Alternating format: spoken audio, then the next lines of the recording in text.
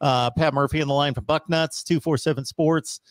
Pat does a great job coming on here on a regular basis. We appreciate his insight and information in covering Ohio State football, but check out all his work at bucknuts.com.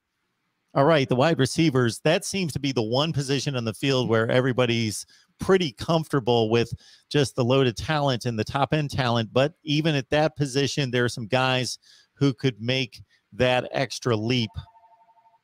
Absolutely. I think that you clearly know what you get from a Chris Olave, a Garrett Wilson. They proved that last year with the numbers they put up.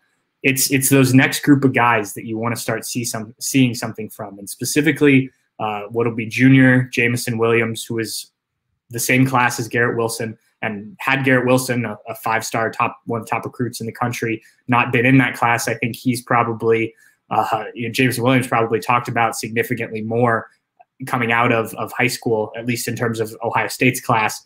And then the freshman wide receivers, there were 4 of them. There's now 3 because Mookie Cooper transferred. But you want to see more from Julian Fleming, G. Scott Jr., and Jackson Smith and Jigba.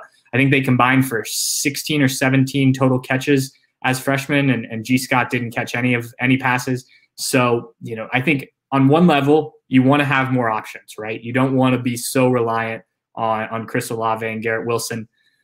Even as talented as they are, you saw with the number of receivers, a team like Alabama, LSU the year before, that when you can spread that ball around, you can really get going. And I think especially with the young quarterback, you're going to want guys that can, you can do some different things with.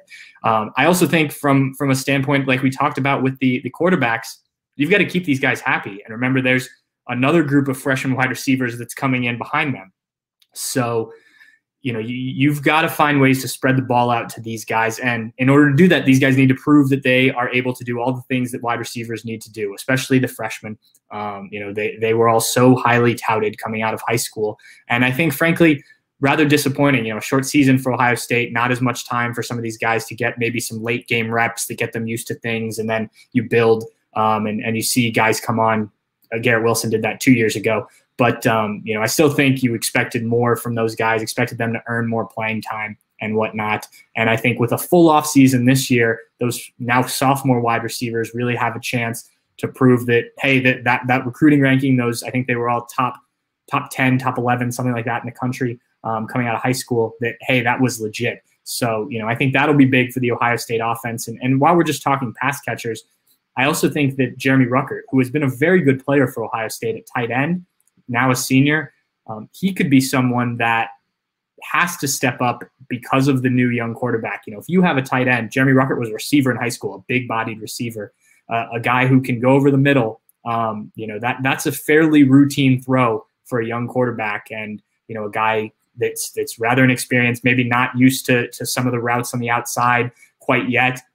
If you have a talented tight end, and Ohio State hasn't used the tight ends a lot, we know that, but that's a position where I could see just statistically maybe Jeremy Ruckert takes a bump because he's talented. They haven't used him a ton, but you have a young quarterback, and that's kind of that safety blanket over the middle of the field that you could potentially use early and often in 2021.